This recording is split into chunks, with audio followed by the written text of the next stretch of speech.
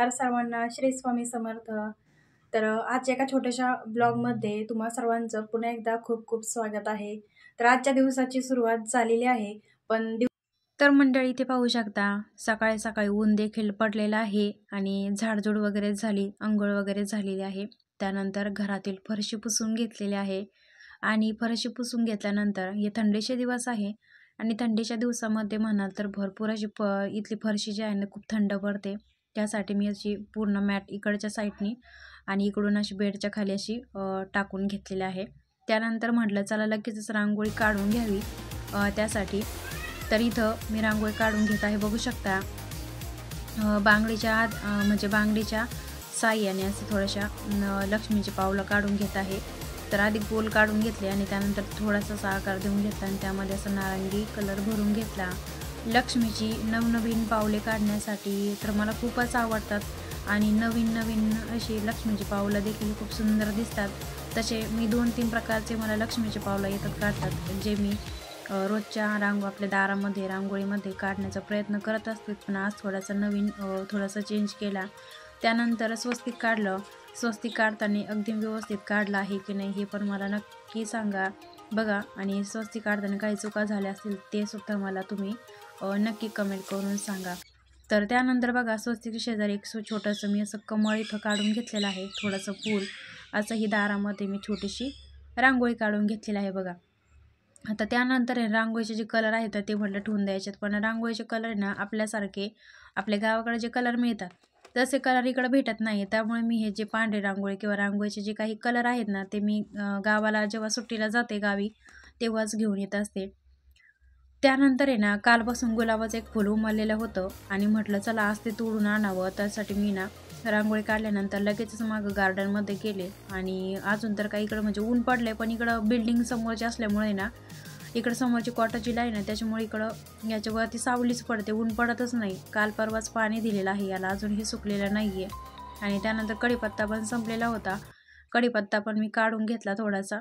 आणि त्यानंतर हे गुलाब बघा कालपासून उमललेला आहे, तोडू पण वाटत नव्हतं मला, पण मग घेतला तोडून. काय करू, पाकळ्या भरपूर असायला असंख्य आलेल्या आहेत बघा, भरपूर अशा याला पाकळ्या आहेत उमलायला. आणि ह्या दिवसामध्ये काय आहे काय माहिती, आम्ही जेव्हा गुलाबाचं हे झाड लावलं होतं ना तेव्हा म्हणजे जास्त फुटलं होतं, पण त्याला 2 प्रकारचे गुलाब येतात. काय काय असेल ते मला माहीत नाही, पण 2 प्रकारचे कलरचे गुलाब याला येतात.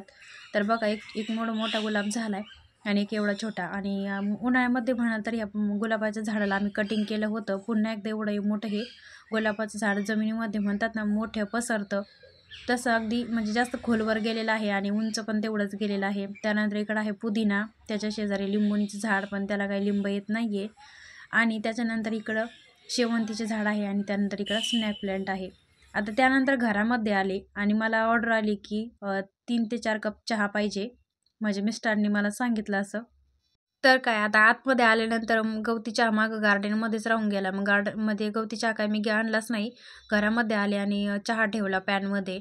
आता चहा ठेवताना आहे ना म्हणजे दूध तापवलं होतं आणि त्या दुधाची जी साय आहे ना पातेल्याला थोडीशी राहिली होती, मी ती खरडून काढून घेतली चमच्याने. आणि काय होतं ती म्हणजे चमच्याने थोडीशी खरडून घेतली ना तर ते वायाला सुद्धा जात नाही साय आणि त्याच्यामुळे ना चहा पण चांगला लागतो, म्हणजे चहा थोडासा घट्ट होतो.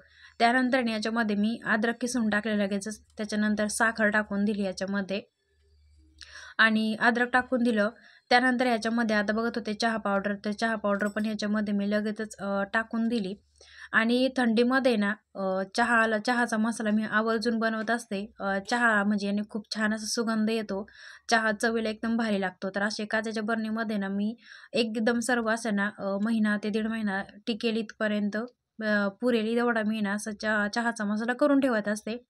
तर तुम्हाला देखील तो चहाचा मसाला जर पाहायचा असेल तर मी तुमच्यासोबत लवकर तो शेअर करेन. तसं मला कमेंट करून नक्की सांगा की चहाचा मसाला मी कसा कसा बनवते. आणि इकडे जसं थंडी आहेत ना, मागच्या वेळेस मी बनवला होता तर मिस्टरांनी सांगितलं का तसंच चहाचा मसाला बनव, खूप भारी झालेला आहे. त्यांनी चहाची एक चव लय भारी होते. तर त्यामुळे आणि त्यांच्या मित्रांनी देखील तो चहा घेतला होता. ते म्हणे चहा खूपच भारी आहे चवीला. त्यासाठी मग मी तो चहाचा मसाला पुन्हा एकदा बनवून ठेवला आहे. आणि मग काय थर्मस घेतला आणि थर्मसमध्ये चहा खळाखळा उकळून घेतला आणि थर्मसमध्ये असं पूर्ण चहा गाळून मी असा भरून घेतलेला आहे बघा.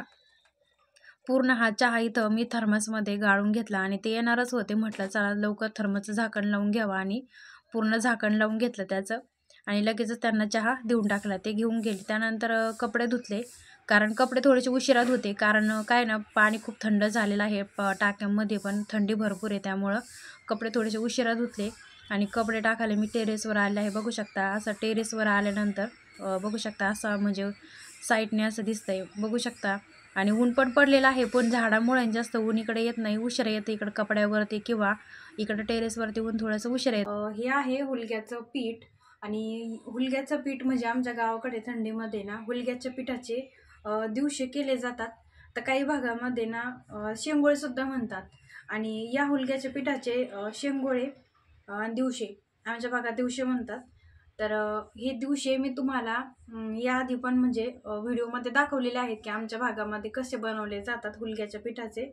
आणि हुलगे हे तसं पाहायला गेलं तर थोडेसे उष्ण असतात, गरम असतात, त्यामुळे हे थंडीमध्ये आवर्जून खाल्ले जातात.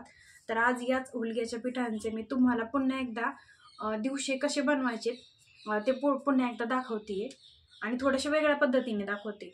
तर मी इथं ताटामध्ये हुलग्याचं पीठ घेतलं, त्यामध्ये पाव चमचा हळद पावडर टाकली, त्यानंतर मिक्सरला हिरवी मिरची, लसूण, अद्रक आणि जिरे हे थोडेसे असे मिक्सरला बारीक करून घेतले होते, ते याच्यामध्ये टाकले आणि थोडंसं चवीनुसार मीठ टाकून घेतलं याच्यामध्ये, आणि पाणी टाकून आहे ना याचं असं कणिक मळून घ्यायचं आहे आपल्याला. आता हे हुलग्याच्या पिठाला आहे ना तुमच्या काही भागामध्ये ना म्हणजे बऱ्याच भागामध्ये याला कुळीत म्हणतात, किंवा याला काही भागामध्ये हुलगेसुद्धा म्हणतात. आमच्या भागामध्ये तर हुलगेच म्हणतात. तुमच्या भागामध्ये काय म्हणता हे मला नक्की सांगा. बघा इथं मी त्याचं घट्ट असं कणिक तयार करून घेतलं. आता त्यानंतर आहे ना लगेचच शेंगोळे शिजायला टाकायचे आहेत किंवा हे दिवशे. तर त्यासाठी ना कढईमध्ये तेल टाकलं. तेल छान असं तापलं, त्याच्यामध्ये कढीपत्त्याची पानं टाकले, त्यानंतर थोडेसे जिरे टाकले आणि थोडीशी हळद पावडर टाकली आणि थोडीशी लाल तिखट पावडर टाकलेली बघा मी याच्यामध्ये. आणि हे त्याच्यानंतर टाकलं ह्याच्यामध्ये पाणी लगेच, आणि पाणी ना हे दिवशे किंवा हे शेंगोळे जे शिजण्यासाठी पाणी लागतं ना ते जास्त लागतं. तर त्यासाठी मी ह्याच्यामध्ये पाणी टाकून दिलं आणि थोडंसं चवीनुसार मीठ टाकून दिलं. आता याला उकळी येईन तोपर्यंत आहे ना आपण जे पीठ मळून ठेवले ना त्याचे लगेच दिवशे तयार करून घेऊया. तर गॅस साईडला ठेवून दिला आणि पोळपाटावरती थोडंसं तेल लावून घेतलं, आणि त्यानंतर आहे ना जे पीठ मळलेलं होतं ते पीठ यावरती पुन्हा एकदा असं मऊसूत करून घेतलं, थोडंसं मळून घेतलं, आणि त्यानंतर आहे ना अगदी थोडंसं पीठ घेतलं पोळपाटावरती असं बघा, असं म्हणजे लांब असं करून घेतलं थोडंसं, आणि त्याच्यानंतर आहे ना थोडासा व्ही आकार असा देऊन घेतला बघा, असं म्हणजे पूर्ण असा गोल आकार, आणि त्यानंतर असे ना त्याचे तोंड असे जुळवून घ्यायचे, म्हणजे बरोबर असे शेंगोळ्याचा आकार देऊन घेतला मी इथं. तर असेच मी सर्व शेंगोळे दिवशी इथं तयार करून घेतले आहेत. आणि मागच्या व्हिडिओमध्ये मी तुम्हाला जे दाखवले आहेत ना ते दिवशी, तर ते आमच्या भागामध्ये असे गोल आकार म्हणजे जिलेबी किंवा चकलीचा आकार जसा करतात ना तसे करतात, पण ह्यावेळेस म्हटलं खूप वेळ लागतो तसे करण्यासाठी, तर असे साधे सिंपल बनवावेत म्हणून असे ह्यावेळेस वेगळा आकार दिला. आणि ज्यांना कोणाला तो व्हिडिओ पाहायचा असेल ना तर याच व्हिडिओच्या डिस्क्रिप्शन बॉक्समध्ये त्या व्हिडिओची लिंक मी दिलेली आहे, जाऊन नक्की बघा की पहिले शेंगोळे किंवा ते दिवशी मी कसे बनवलेले आहेत.